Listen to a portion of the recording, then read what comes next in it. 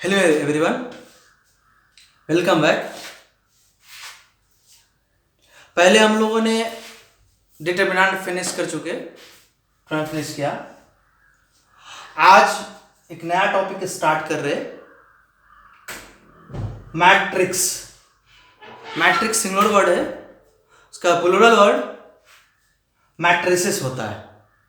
तो हम एक मैट्रिक्स एक सिर्फ पढ़ने नहीं, बहुत सारे पढ़ने मैट्रिक्स, इसलिए यूज किया मैंने वर्ड यहां पे मैट्रिसेस। क्या यूज किया मैंने? मैट्रिसेस। मैट्रिसेस में पहले इंट्रोडक्शन आता है। अब इंट्रोडक्शन में पहला सवाल आता है कि व्हाट इज मैट्रिक्स। पहला सवाल कोई पूछता है मैट्रिक्स है क्या आखिर में, तो बहुत छोटा सा सवाल जवाब है उसका। सवाल जितना छोटा जवाब भी उतना ही छोटा है इसका। तो व्हाट इज मैट्रिक्स का जवाब सीधा सा है, it is a collection of data. It is a collection of data. ये पहला वर्ड है मैट्रिक्स के लिए। किस तरह का कलेक्शन? तो अब मैंने लिखा, in fact a matrix is a data representation. Data किसी भी तरह का हो सकता है, नंबर हो सकता है, सिंबल हो सकता है, एक्सप्रेशन हो सकता है, फंक्शन हो सकता है। डेटा बहुत टाइप के होते हैं, इसलिए लिखा in fact a matrix is a data representation. Data के बारे में थोड़ा आपने स्टैटिस्टिक्स में पढ़ा होगा। Data word, data represent in an ordered rectangular अरे। ऑर्डर्ड मतलब नंबर जो आएगा, कौन पहले है, कौन बाद में है, कौन कहां पे है, किसका पोजीशन क्या है, वो फिक्स रहता है, वो चेंज नहीं कर सकते। उसी को कहते हैं ऑर्डर्ड। रेक्टेंगुलर एरे, अरे जनरली रो कॉलम के फॉर्म में होता, अरे वो कहते हैं। रेक्टेंगुलर लिख दिया है तो रेक्टेंगुलर मतलब कि उसमें रो अरे है, अरे मतलब रो भी होगा, रो मतलब हॉरिजॉन्टल लाइन, कॉलम मतलब वर्टिकल लाइन, जो आपको पहले बताया गया है। तो रेक्टेंगुलर एरे है। रेक्टेंगुलर एरे में हाइट और लेंथ दोनों डिफरेंट है, या ऐसे कहो विड्थ एंड लेंथ डिफरेंट हो सकता है। तो rectangular array of numbers, symbols, expressions और फंक्शंस अरेंज किया। इसमें ये सारी चीज को, नंबर, सिंबल्स, एक्सप्रेशन और फंक्शंस को अरेंज किया in rows and column. Wise लिख लो, अच्छा लगे, row and column veg.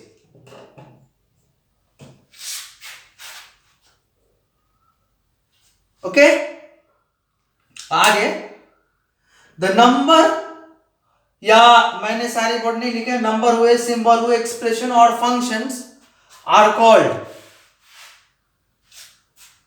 The elements. Elements भी कहते हैं या एंट्रीज कहते हैं। इन कोई एंट्रीज होता है, कोई चीज होना, और the entries of the matrix. Matrix entries कहलाता है। अभी हम उसको मैथमेटिकल सिंबल में लिख के बताएंगे आपको। The horizontal lines of the elements constitute row. जितना हॉरिजॉन्टल लाइन पे होगा वो एक रो होगा। The vertical lines of the element constitute columns. Column constitute करेगा।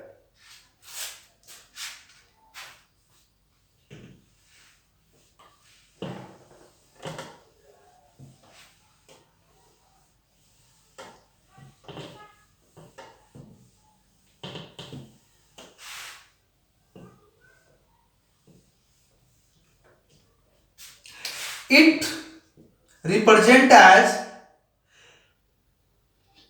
it represents symbolically, it can be represent as। Symbolic में क्या करेंगे कि बॉक्स ब्रैकेट लेंगे, या बिग ब्रैकेट कहते हैं इसको, या इसको कहते हैं स्क्वायर ब्रैकेट। और इसमें रो ऐसे होंगे, कॉलम ऐसे होंगे। It can be symbolically represent as, तो उसमें दो बिग ब्रैकेट कहो या बॉक्स कहो, बॉक्स में उसके अंदर हॉरिजॉन्टल लाइन होंगे और वर्टिकल लाइन होंगे। हॉरिजॉन्टल लाइन वर्टिकल लाइन जहां पे इंटरसेक्ट करते हैं वो इंट्रीज हो गया, एलिमेंट हो गया, वहां पे एलिमेंट रखे होंगे, मतलब वहां पे डेटा होगा। डेटा मतलब कोई भी नंबर हुआ या कोई भी सिंबल हुआ या कोई भी एक्सप्रेशन हुआ या कोई भी फंक्शन, ये जहां जहां इंटरसेक्शन है वहां रखा रहेगा। तो intersection point horizontal line, vertical line का intersection point position of entries या position of elements of the matrix दिखाता है। Position of entries of the matrix और position of element of the matrix दिखाता है हॉरिजॉन्टल लाइन और vertical line का intersection पे। मतलब दैट इज, मैं कोई ऐसे ले लूं, इस पे मैं यहां पे ए रखूं, यहां पे बी रखूं, यहां पे सी रखूं, यहां पे डी रखूं, यहां पे A1 रख दूं, यहां पे B1, यहां पे C1, यहां पे D1,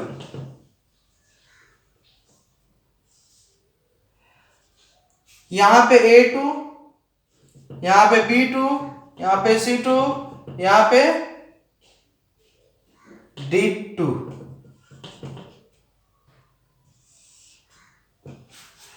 तो ये हॉरिजॉन्टल लाइन पे है। मैंने इसमें 4 लिखा है हॉरिजॉन्टल, इसमें 3 ही दिखा है। ये भी हॉरिजॉन्टल लाइन पे है, ये भी हॉरिजॉन्टल लाइन पे है। तो ये तीनों रो हो गए। ये वर्टिकल लाइन पे है, ये कॉलम हो गए, ये वर्टिकल लाइन पे है, कॉलम हो गए, ये वर्टिकल लाइन पे है, कॉलम हो गए, ये वर्टिकल लाइन पे है, कॉलम हो गए। अब हॉरिजॉन्टल वर्टिकल इंटरसेक्शन, यहां पे जो नंबर है वो इंट्रीज है या एलिमेंट है। हॉरिजॉन्टल वर्टिकल इंटरसेक्शन यहां पे एलिमेंट है, दैट इज वो इंट्रीज है, दैट इज नंबर, कोई भी डेटा है, दैट इज कोई भी नंबर, एक्सप्रेशन, सिंबल, कुछ भी है इस तरह। इसमें गिनूं तो 1 2 3 4 5 6 7 8 9 10 11 12 12 इंट्रीज है, 12 एलिमेंट है। और रो देखो तो 1 2 3 रो है। कॉलम देखो तो 1 2 3 4 कॉलम। लेकिन यहां देखो तो कितने इंट्रीज हैं, 1 2 3 4 5 6 7 8 9 10 11 12 13 14 15 16 16 है। इसमें कितने हैं, 16।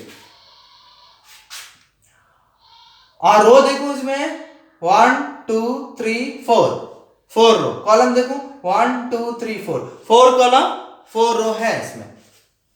लेकिन खास बात यह है कि डिटरमिनेंट जब यूज किया था तो मैंने वर्टिकल लाइन यूज किया था 2 दिखाने के लिए। लेकिन मैट्रिक्स में स्क्वायर ब्रैकेट कहते हैं इसको, रेक्टेंगुलर ब्रैकेट कहते हैं, सीधा बॉक्स कहते हैं या बिग ब्रैकेट कहते हैं, बॉक्स यूज करते हैं। ओके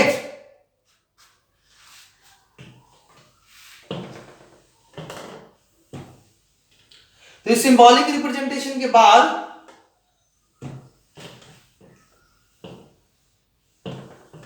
हम एक जनरल ले लेते हैं। जनरल सपोज दैट कि यहां पे एक मैट्रिक्स जिसका नेम किया मैंने ए, तो इसको मैं इक्विवेलेंट कह सकता, और इक्विवेलेंट के लिए लोग इक्वल भी लिखते हैं, के लिए इक्वल भी लिखते हैं। तो ए इक्विवेलेंट एक मैट्रिक्स बना रहा है, मैं मैट्रिक्स लिख रहा है। इस मैट्रिक्स में A11 A12 A13 A1 n, A21, A22, A23, A2n, M1, M2, M3,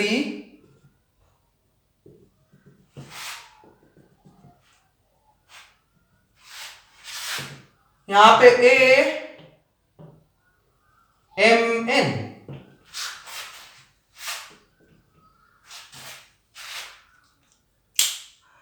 तो इसमें हुए m रोज n कॉलम्स, m रोज n कॉलम्स। क्यों? पहला जो सबस्क्रिप्ट है उस सबस्क्रिप्ट में पहला वाला वर्ड, पहला वाला नंबर रो के लिए आता है, 1 2 या m तक, तो m रो, और दूसरा वाला कॉलम के लिए आता है तो 1 2 3 यहां n तक, तो n कॉलम। इसको मैं ऐसे लिख सकता, A equivalent to IJ, where I जो है वो 1 से लेकर m तक वेरी करेगा, और J n तक वेरी करेगा। इसको मैंने शॉर्ट में लिखा, यहां पे इसका भी 1 इसका भी 1 लू तो A11 ये वाला आएगा, दोनों इक्वल। इसका 1 इसका 2 लू A12, तो पहले फर्स्ट रो में जितना कॉलम वो लिखते, तो 1 यहां पे पुट करने के बाद यहां से 1 2 n तक पुट करते तो ये आता। तो सेकेंड, फर्स्ट रो के बाद सेकेंड रो के लिए यहां से उठा लेते, A21 लिखते, उसके बाद यहां से कंटिन्यू पुट कर देते, तो 2 1, A2 के बाद 1 2 1, फिर A2 तो रहेगा ही 2 2, फिर 2 के आगे 3, A2 3, इस तरह n तक जाएंगे। लास्ट में I की जगह m आएगा तो लिखेंगे AM, और फिर J रन करेगा 1 से n तक, तो 1 2 n तक, राइट। इतने बड़े मैट्रिक्स को इस फॉर्म में लिख सकते। तो ये दिखाता है I रोज को एंड J कॉलम्स को। तो AIJ जो हो गया एलिमेंट, वो असल में होगा element of ith row and jth column. जैसे A11 element of first row first column, A12 element of first row second column, A13 element of first row third column, A23 element of second row third column, A2n element of second row nth column. तो यहां पे AIJ मतलब element of ith row and jth column का है। तेवरे matrix को in short ये ऐसे लिखा मैंने, ओके। अब आता है ऑर्डर ऑफ मैट्रिक्स और dimension of matrix.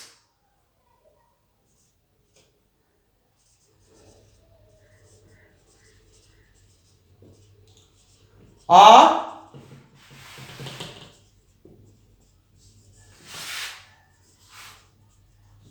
Dimension of matrix. Order of matrix, dimension of matrix क्या है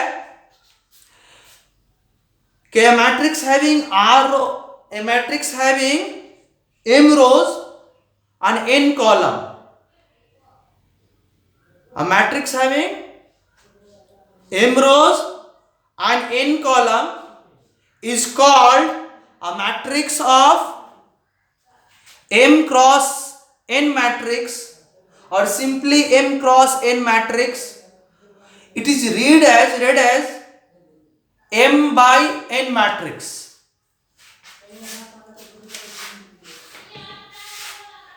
ऑर्डर ऑफ मैट्रिक्स और डिमेंशन ऑफ मैट्रिक्स में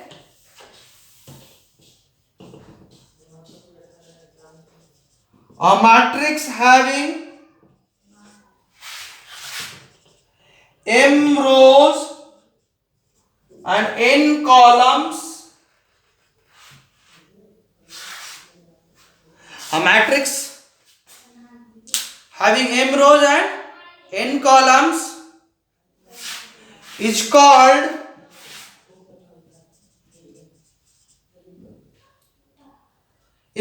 a matrix of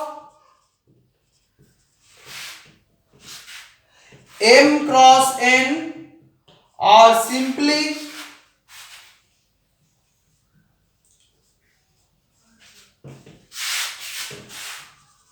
m cross n matrix and read as m by n matrix. तो इसमें m रो n column, तो यहां पे लिख सकते हैं m by n matrix, m cross n matrix, m cross n matrix इसको लिख सकते हैं।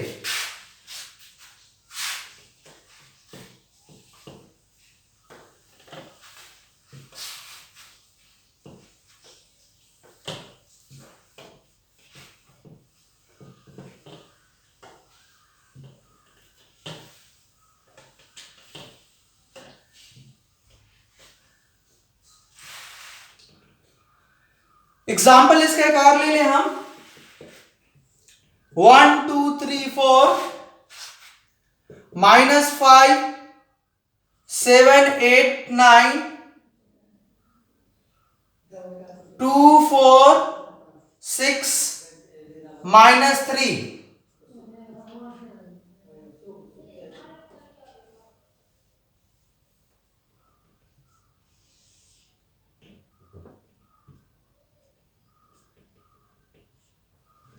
तो इसमें 1 2 3 रो, 1 2 3 4 कॉलम, तो लिखेंगे 3 by 4 मैट्रिक्स सिंपली।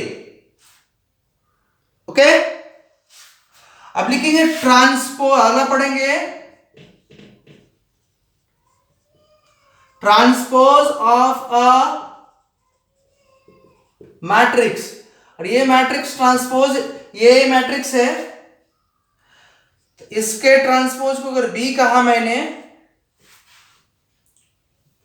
अभी डिफिनेशन लिखा था मैं, बस यहां पे एग्जांपल है तो मैं लिख के बता देता ट्रांसपोज क्या होता है। ए पहले से मैट्रिक्स है 3 by 4, तो ट्रांसपोज ऑफ अ मैट्रिक्स चाहिए, तो ट्रांसपोज ऑफ मैट्रिक्स का मीनिंग है row and column interchange simultaneously, मतलब row and column interchange meanings row को कॉलम में, कॉलम को रो में इंटरचेंज करना है। तो मैं रो को कॉलम में चेंज कर दूंगा तो कॉलम ऑटोमेटिकली रो में चेंज हो जाएगा, तो साइमल्टेनियस अकरिंग है ये अगर होता। फर्स्ट रो था तो फर्स्ट कॉलम हो गया 1 2 3 4, ये फर्स्ट रो था। सेकेंड रो था तो सेकेंड कॉलम -5 7 8 9। थर्ड रो था तो 2 4 6 -3।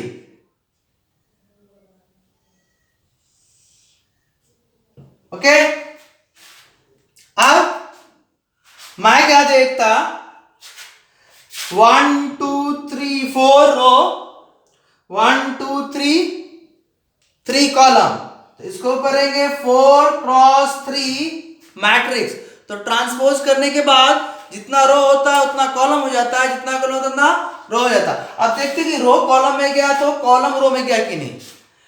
तो फर्स्ट कॉलम था 1 -5 2, तो यहां फर्स्ट रो देखो 1 -5 2। सेकेंड कॉलम था 2 7 4, तो यहाँ 2 7 4 second row. Third column 3 8 6, 3 8 6 third row आया। 4 9 माइनस 3 फोर्थ कॉलम था, तो फोर्थ रो 4 9 माइनस 3। तो रो को मैंने कॉलम में चेंज कर दिया, तो कॉलम ऑटोमेटिकली रो में इंटरचेंज हो गया। अब मैं एग्जांपल लिखने के बाद आप डेफिनेशन लिख देते कि if we have a matrix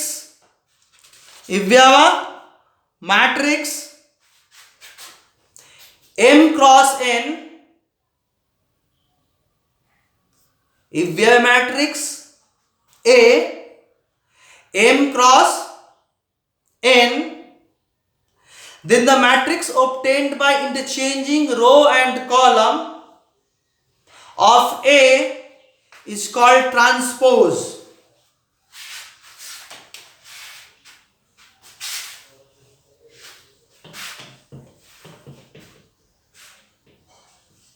If we have a matrix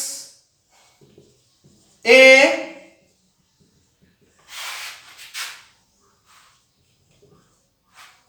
इसमें ए आई जे लिखा, मतलब आई 1 से लेके m तक जाएगा, j 1 से लेके n तक जाएगा।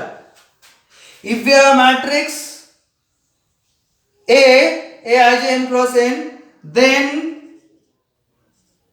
On interchanging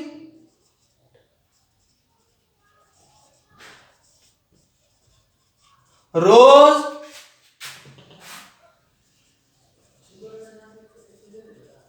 and columns, then on interchanging rows and column we obtained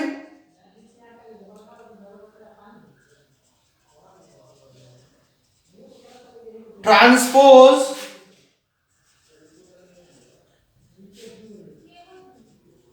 of A, transpose of A.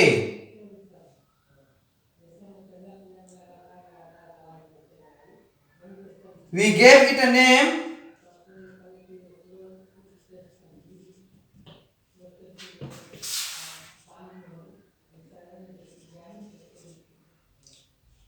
capital B.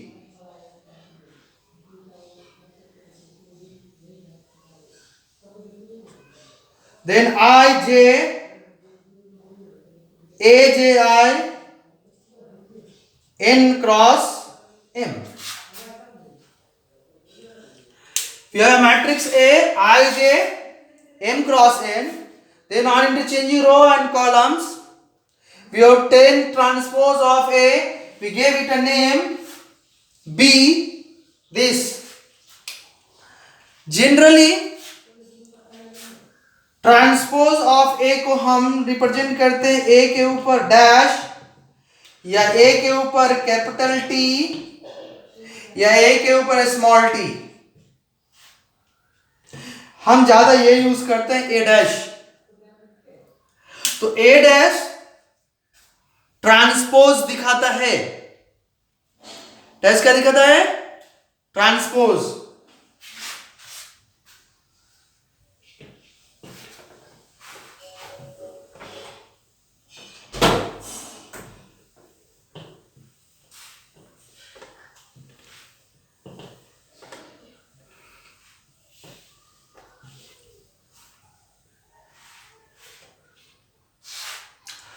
अब ट्रांसपोज आने के बाद, ट्रांसपोज इसलिए पढ़ा है कि मुझे बीच में जरूरत है, इसलिए ट्रांसपोज मैंने पढ़ा लिए।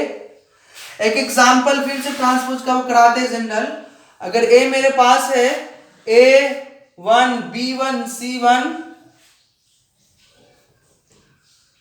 A2 B2 C2,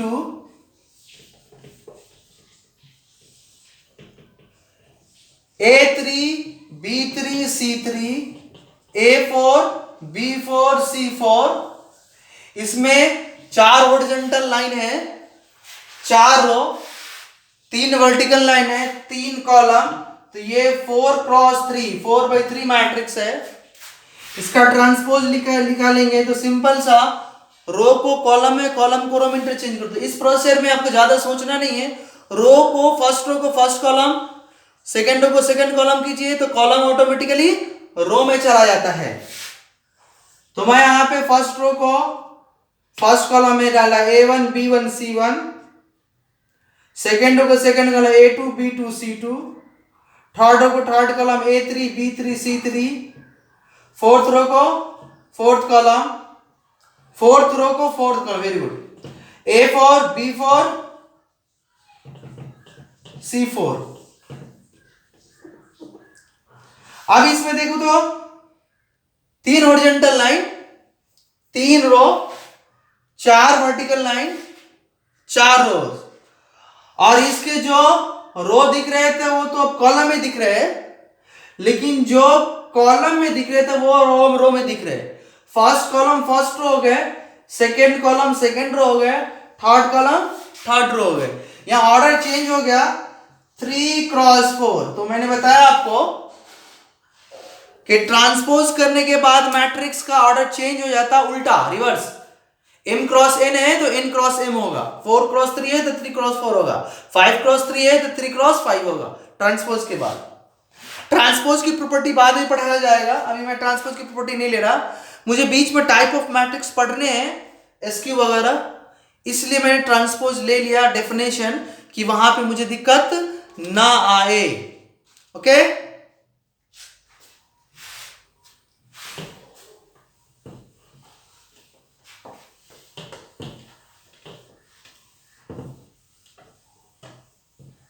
अब a type of matrix.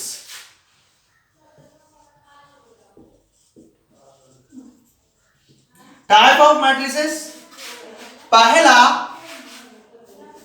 Row vector, row vector या रो मैट्रिक्स।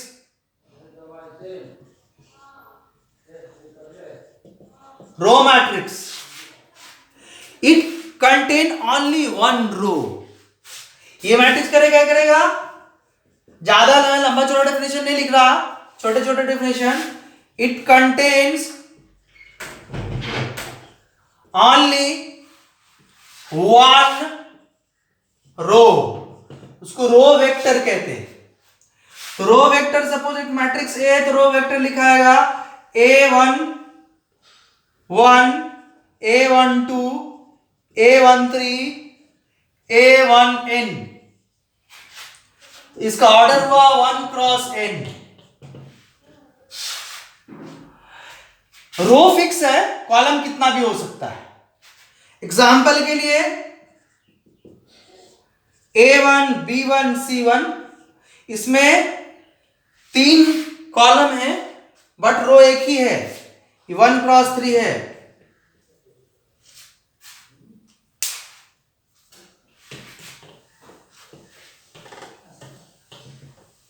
दूसरा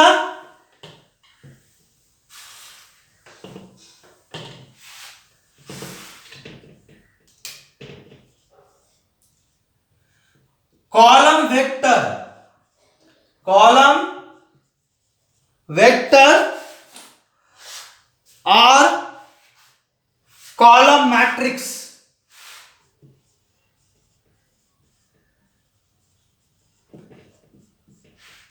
It contain only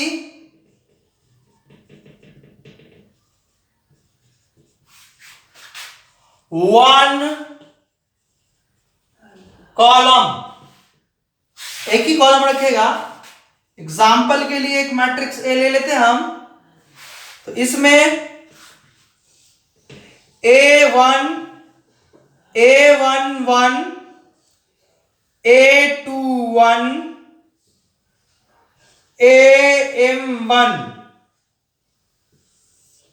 तो इसका ऑर्डर है m क्रॉस 1। इसमें रो कितना भी हो सकता बट कॉलम एक ही है, इसको कॉलम वेक्टर कहते हैं। कॉलम दिखाता है सब में 1 1 है, मैंने फर्स्ट कॉलम में है, रो में first row second row m row. Simple सा एग्जांपल लेते हैं, अगर इसका कोई भी A1 B1 C1 D1, 1 2 3 4 4 रो है बट कॉलम एक ही है, तो ये हो गए 4 रो, कॉलम एक ही है, fix.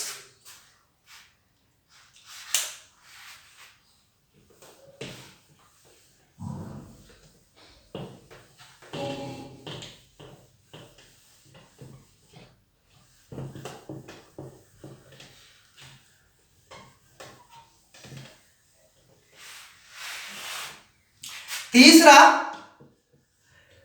Square matrix. If number of row equal to number of column, then the matrix is called a square matrix.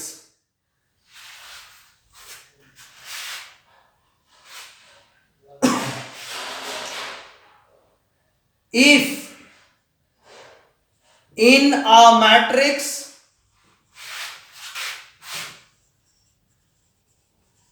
number of row equal to number of column,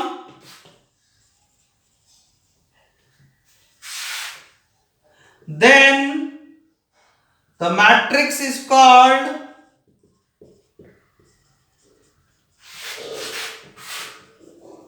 a square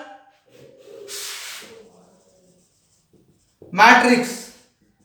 example में A11, A12, A1n, A21, A22, A2n,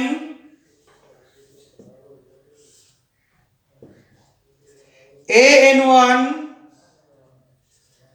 AN2, ANN, ये n cross n matrix है।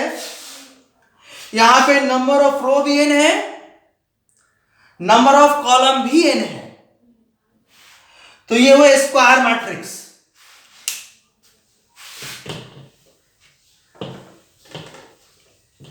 अब square matrix में एक छोटा सा example, 2x2 लूं तो A11, A12, A21, A22, ये 2x2 है। 3x3 लूं A11, A12, A13, A21, A22, A23, A31, A32, A33, ये 3x3 है। क्या है? 3x3, 3 रो है 3 कॉलम है, तो स्क्वायर मैट्रिक्स है। Square matrix in fact square matrix का ही डिटरमिनेंट निकालना पॉसिबल होता है, नॉन स्क्वायर मैट्रिक्स का डिटरमिनेंट कभी भी नहीं निकाला जाता है। जो टॉपिक पढ़ना है असल में मैट्रिसेस एंड डिटरमिनेंट्स दोनों इंटरलिंक है साथ में। तो मैट्रिसेस जहां पढ़ते हैं वहां डिटरमिनेंट आता है, जहां डिटरमिनेंट पढ़ता है वहां मैट्रिक्स कभी कभी आता है। तो हम अभी मैट्रिक्स पढ़ रहे थे, डिटरमिनेंट की बात आएगी, तो फिर से मैं कह रहा कि स्क्वायर मैट्रिक्स होगा तभी उसका डिटरमिनेंट निकालना, वैल्यू निकालना पॉसिबल है उस मैट्रिक्स का। नॉन स्क्वायर मैट्रिक्स का डिटरमिनेंट कभी भी नहीं निकाला जा सकता है। इस तरह मैंने 3x3 4x4 हो सकता है, कॉमनली 3x3 पूछा जाता है, और जो क्वेश्चन पूछे जाएंगे वो क्वेश्चन इतने सिंपल पे नहीं पूछे जाएंगे, वो प्रॉपर्टीज में पूछे जाएंगे। आपने देखा होगा अभी कि शुरू में मैंने डिटरमिनेंट के इंट्रोडक्शन दिए तो आपको लग रहा होगा कितना आसान है, लास्ट में उसके क्वेश्चन कितने अच्छे अच्छे क्वेश्चन निकल के आए। उस तरह मैट्रिक्स के भी शुरू में लगते हैं कि ये है कितना आसान है, लेकिन उसके बहुत अच्छे अच्छे क्वेश्चन निकल के आते हैं प्रॉपर्टीज पे, और जितना लोग तेजी से सीखते हैं उतना तेजी से भूल भी जाते हैं। तो आप इसको प्रैक्टिस में रखिएगा, मैट्रिक्स डिटरमिनेंट को तभी आपका अच्छा होता है, नहीं तो अच्छा नहीं होता है।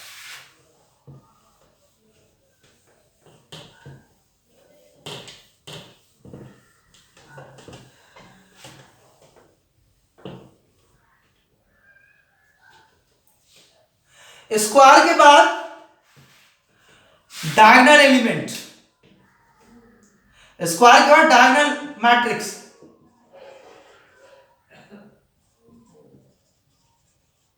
Diagonal matrix, a square matrix in which on non diagonal element is zero is called diagonal matrix. A square matrix, diagonal matrix भी स्क्वायर मैट्रिक्स ही होता है। A square matrix in which all non diagonal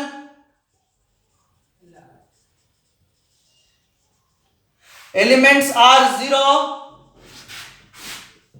is called diagonal matrix. Example के लिए ले ले, छोटा सा example लेता, 0 0 ना कंपलसरी, 0 B 0 0 0 C। तो इसमें डायगोनल पे, हाँ एक चीज और मैं बोल दूं, डायगोनल इसमें आपको लगेगा कि दो डायगोनल है, एक डायगोनल ये और एक डायगोनल ये प्रिंसिपल डायगोनल है,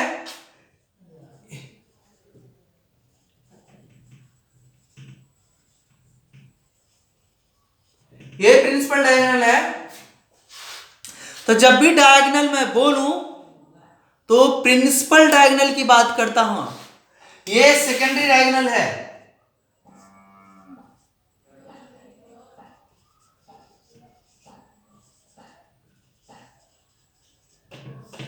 तो डायगोनल वर्ड सेकेंडरी के लिए नहीं है, डायगोनल मीन्स प्री डिफाइन है, primary that is principal diagonal. जो मेन डायगोनल है, लेफ्ट हैंड से अपर कॉर्नर से राइट हैंड लोअर कॉर्नर तक जो डायगोनल आता है उसी डायगोनल की बात होती है। जब कभी भी डायगोनल बोला जाए तो आपको सेकेंडरी डायगोनल नहीं समझना है, प्राइमरी डायगोनल ही समझना है। वहां बार बार नहीं बोला जाएगा प्राइमरी डायगोनल या प्रिंसिपल डायगोनल, वहां पर डायगोनल बोला जाएगा। डायगोनल का मीनिंग से वही है एक ही बार में कि प्रिंसिपल की बात कर रहे हैं, प्राइमरी की बात कर रहे हैं, सेकेंडरी की बात नहीं। अगर सेकेंडरी की बात करेंगे तो वहां पे लिखा होगा, ओके। और प्रिंसिपल को पहचानने का कि लेफ्ट साइड अपर कॉर्नर से राइट साइड लोअर कॉर्नर तक प्रिंसिपल है, तो ये डायगोनल है प्रिंसिपल, जिसको हम डायगोनल बोला। बाकी डायगोनल एलिमेंट छोड़ के all non diagonal elements zero होना, तो जीरो हो गया, तो ये डायगोनल मैट्रिक्स हुआ। इसको सिंबल में लिखूं मैं तो ऐसे लिख सकता, Aij, जहां पे Aij जीरो होगा, वेयर Aij जब I not equal to J होगा। ये कंपलसरी वर्ड है। एक बड़े से डिटरमिनेंट, बड़े से मैट्रिक्स को इन शॉर्ट में लिखने का, डायगोनल मैट्रिक्स को मैंने लिखा ऐसे, लेकिन Aij का स्पेसिफिकेशन क्या होगा कि जब Ij के इक्वल नहीं है तो उसका वैल्यू जीरो पुट करना है।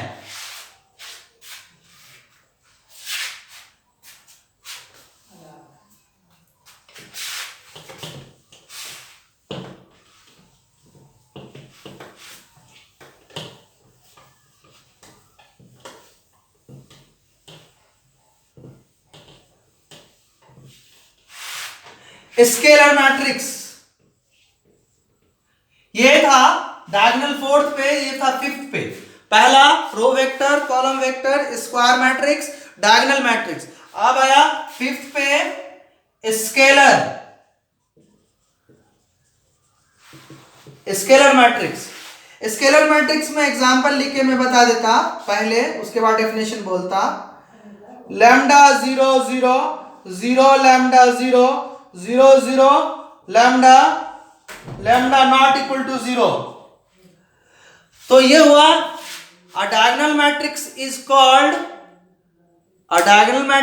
called a scalar matrix if all diagonal elements are equal and non-zero. A diagonal matrix is called a scalar matrix if all diagonal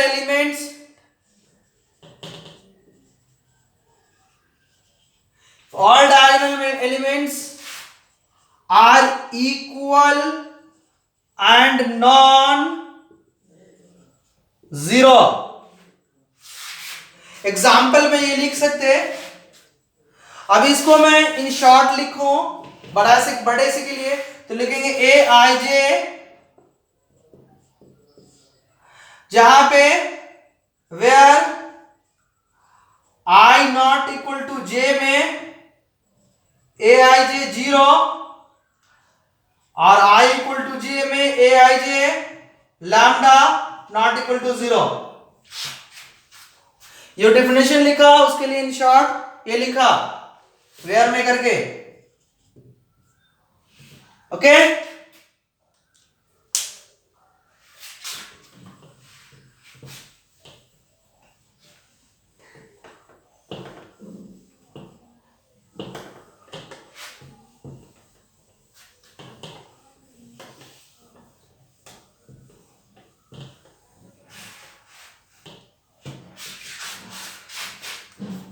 diagonal matrix scalar matrix के बाद आता है नल मैट्रिक्स। 6th पे और zero matrix. If all elements are zero,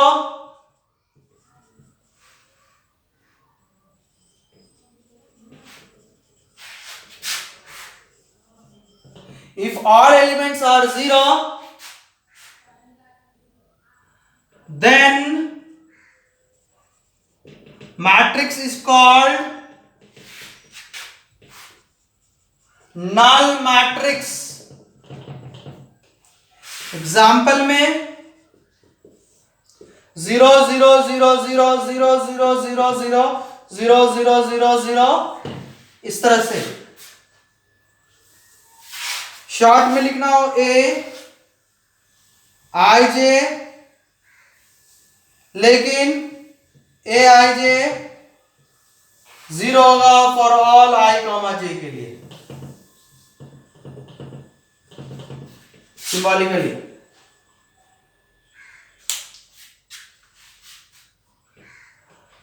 null matrix के बाद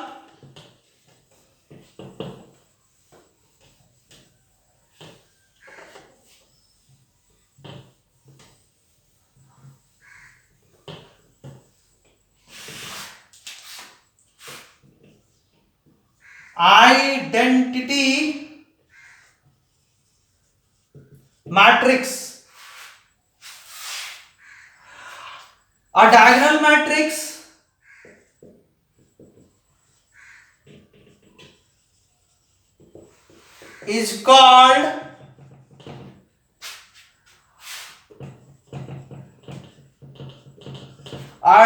matrix is called identity matrix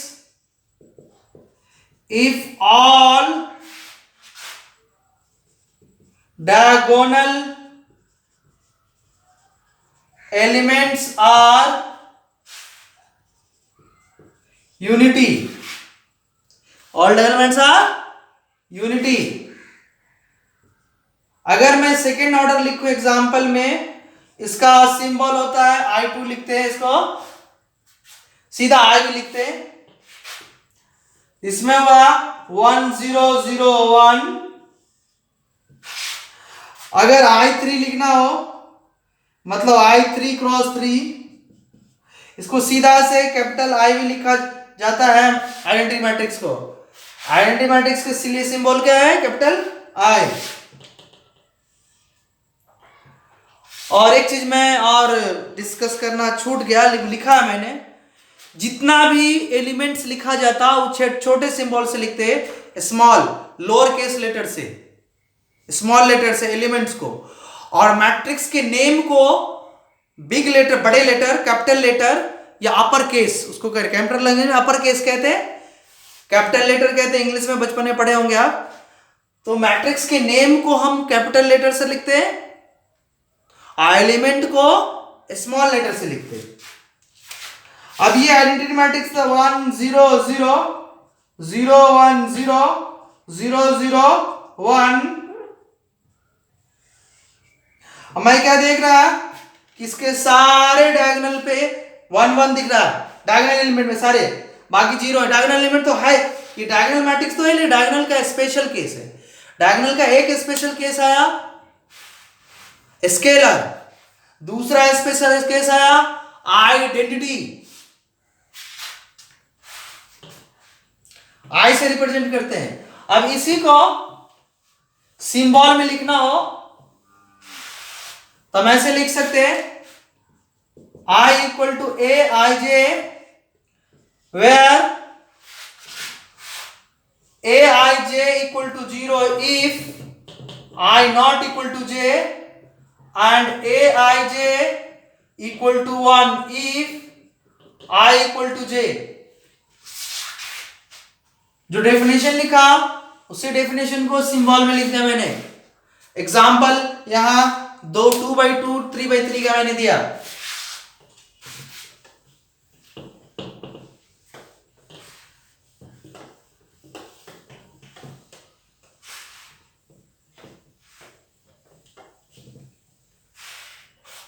eighth, अब eighth पढ़ेंगे तो एट्थ में पढ़ेंगे ट्राई एंगुलर मैट्रिक्स। तो ट्रायंगल में दो होता है, upper triangular, lower triangular. Lower triangular, अब मैं कितना लिखा हूं, मैं ऐसे ही समझिए, एग्जांपल में समझिए। लोअर ट्रायंगुलर मीन्स के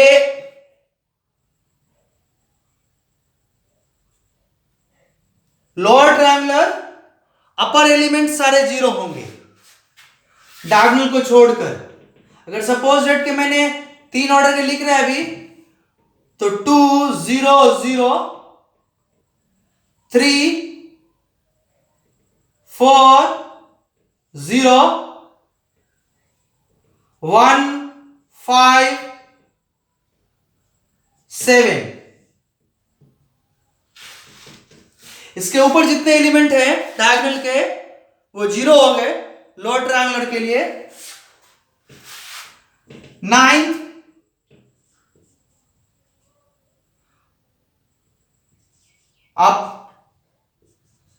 upper triangular,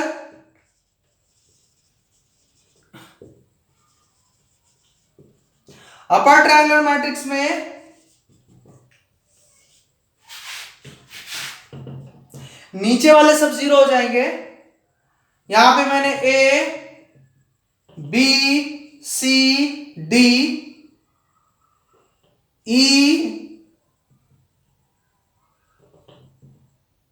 0 E F G 0 0 H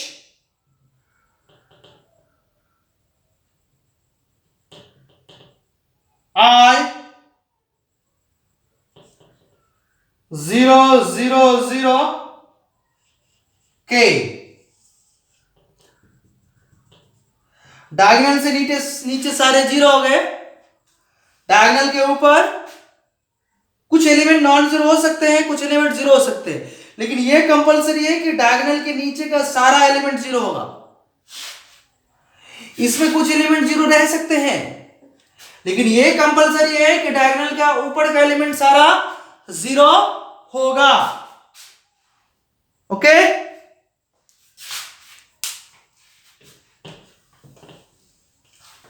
upper triangular lower triangular के बाद आता है स्क्यू सिमेट्रिक, सिमेट्रिक और भी कुछ आते हैं, इनवोलेटरी, उससे बात करेंगे इनवोलेटरी के। स्क्यू सिमेट्रिक, सिमेट्रिक थोड़ा डिटेल में पढ़ेंगे, तो बात कर लेते हैं हम किसका, इनवोलेटरी का, आइडेम्पोटेंट का, नीलपोटेंट का, इन्हीं लोगों का बात कर लेते हैं, अच्छा रहता है। तो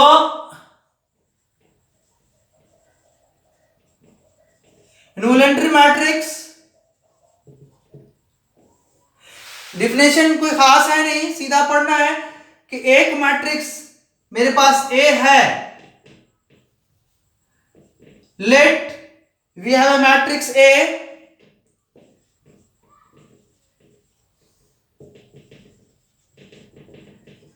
such that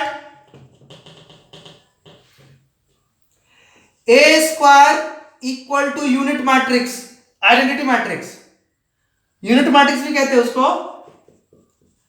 ए का मतलब के मैट्रिक्स को मल्टीप्लाई किया गया सेम मैट्रिक्स से, ए क्रॉस ए मतलब ए स्क्वायर, सेम मैट्रिक्स को सेम मैट्रिक्स से मल्टीप्लाई किया गया।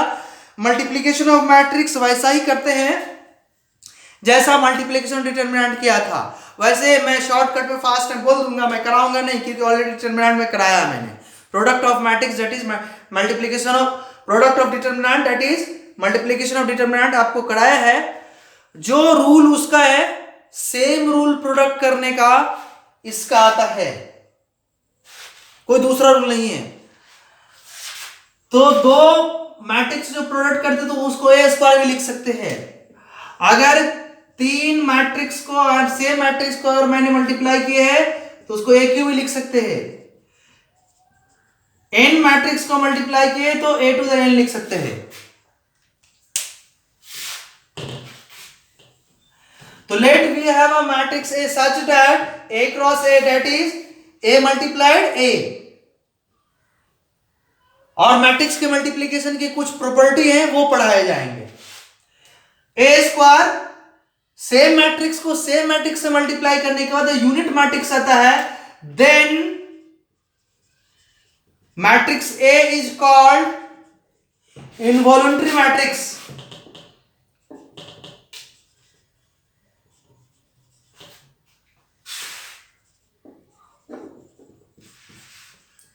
ये था, अभी 10th नंबर पे देख लिए इसको, इनवॉल्यूंटरी मैट्रिक्स। इनवॉल्यूंटरी मैट्रिक्स के बाद आता है orthogonal matrix.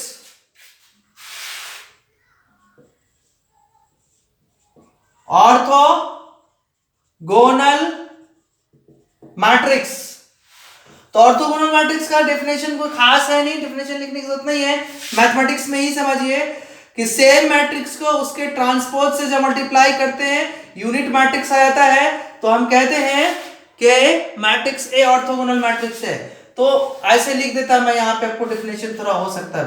If we have matrix A such that A transpose equal to unit matrix I, then matrix A is called orthogonal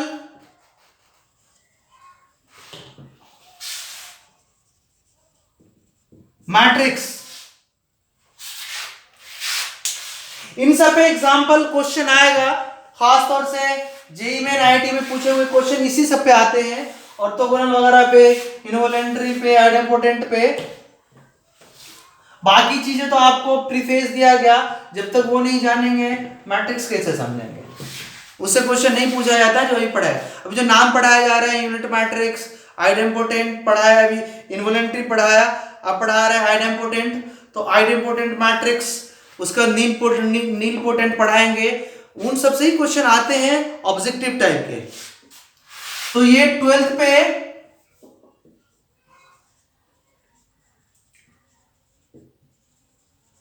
idempotent matrix. Idempotent matrix का आसान है, इनवॉलेंट्री में था ए square आई होना, आइडेम्पोटेंट में ए स्क्वायर ए होना वापस से, सेम मैट्रिक्स है ना आइडेम्पोटेंट में।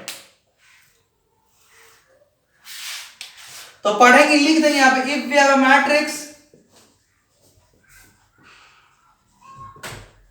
ए such that a square equal to a, then matrix A is called idempotent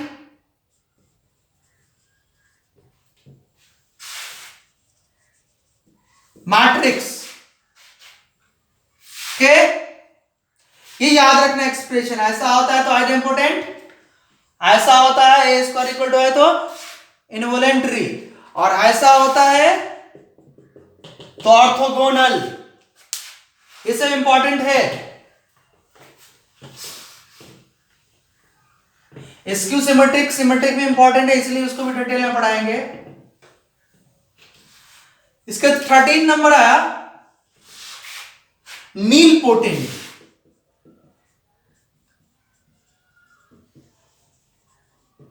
nil potent matrix में के मैट्रिक्स को बार बार मल्टीप्लाई करते रहे, क्या करते जा रहे हैं, मैट्रिक्स को बार बार मल्टीप्लाई करते जा रहे हैं,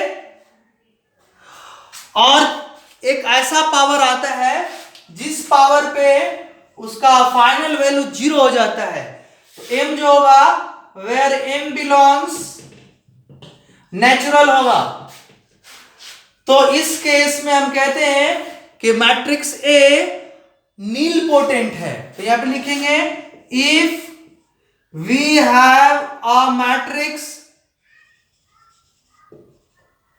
ए such that a to the power m equal to null matrix, zero matrix, zero लिखा मतलब नल मैट्रिक्स, इधर नल मैट्रिक्स है तो m के पावर पे नल मैट्रिक्स इक्विवेलेंट आ गया, where m belongs natural number, then matrix A is called nil potent matrix and m is called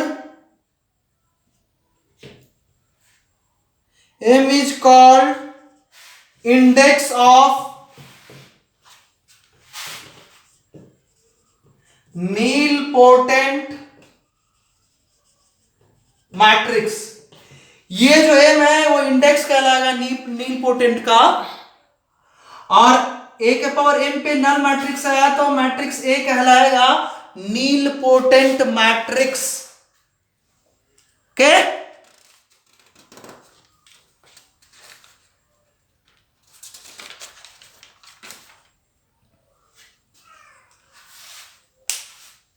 तो इतनी बातें अभी तक आपके दिमाग में आ गई होंगी, ये सारे डेफिनेशन। इसमें कुछ डेफिनेशन इंपॉर्टेंट थे, बहुत जल्दी भूलते हैं लोग। नील पोटेंट क्या है, इनवॉलेंट्री क्या है, आइडेम्पोटेंट क्या है, ऑर्थोगोनल क्या है, ये सब चीज याद रखने की चीजें हैं। स्केलर, ये सब चीज याद रखने की चीजें। अब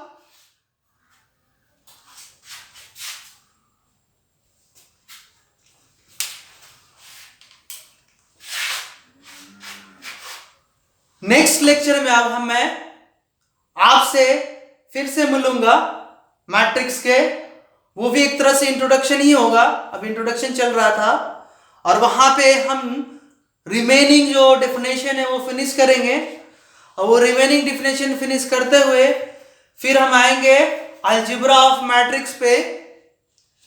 अलजेब्रा ऑफ मैट्रिक्स खत्म करने के बाद हम आएंगे प्रॉपर्टीज ऑफ ट्रांसपोज पे। प्रॉपर्टी ऑफ ट्रांसपोज खत्म करके आपको फास्ट में प्रोडक्ट बोला, प्रोडक्ट बोलेंगे, लेकिन प्रोडक्ट की प्रॉपर्टीज पढ़ाया जाएगा। अब प्रोडक्ट की प्रॉपर्टीज पढ़ाने के बाद फिर आगे बढ़ेंगे, जो धीरे धीरे हम कॉन्सेप्ट क्लियर करेंगे। एक स्टेज आएगा एक क्लास बाद जहां पे मुझे एग्जांपल लेने शुरू करेंगे। इसमें एग्जांपल का रिक्वायरमेंट था नहीं, इसलिए मैंने एग्जांपल नहीं है। ये सीधा सा प्लेन सा था, प्लेन चीजें थी। आपको ये सब वर्ड मालूम होना, बिना मालूम किए आप मैट्रिक्स पढ़ नहीं सकते हैं, तो आपको दिक्कत होगा, आपको मालूम नहीं होगा तो इसलिए हम आज यहीं पे स्टॉप करते हैं और मिलेंगे नेक्स्ट लेक्चर में।